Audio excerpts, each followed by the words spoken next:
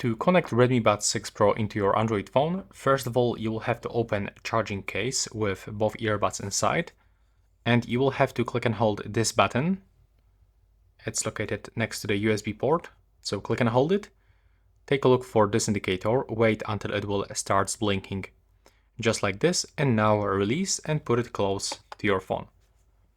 Then you will have to navigate into settings on your phone. You will have to enter for the Bluetooth settings and simply select to pair new device.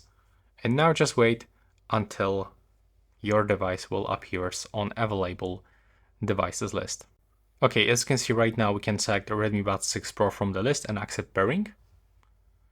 It actually takes a few moments to get this connection. If you have the same issue, just be patient and wait.